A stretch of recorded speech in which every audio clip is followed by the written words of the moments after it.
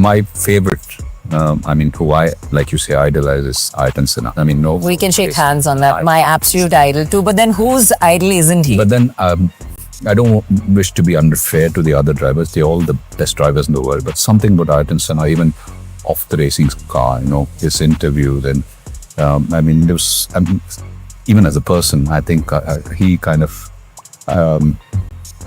motivated me in many ways. And not just motorsports, his life in general.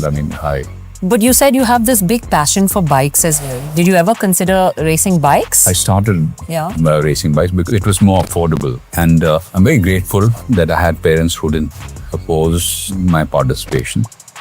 But my father was very honest. He said, look, Ajith, it's a very expensive sport. I may not be able to support you. But if you can find your sponsors, if you can find a way around it, go ahead. Since I dropped out of school, my parents were very clear about one thing. They said, look, Ajith, you either pursue education, academics to at least get a basic degree, or you start work. You will not, no wasting time.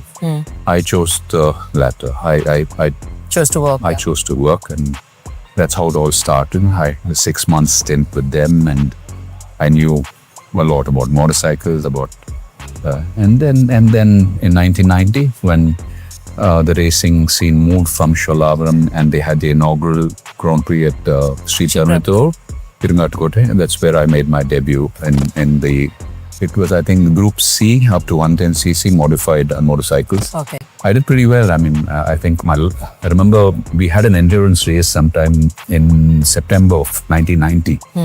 Yeah. It was a 2-hour endurance race and I finished 5th. Amazing. And I remember Mr. Subhash Chandra Bose walking to my pits, and I was young, barely 18 years old, and he said, Ajith, you should pursue motorsports. It's there in you.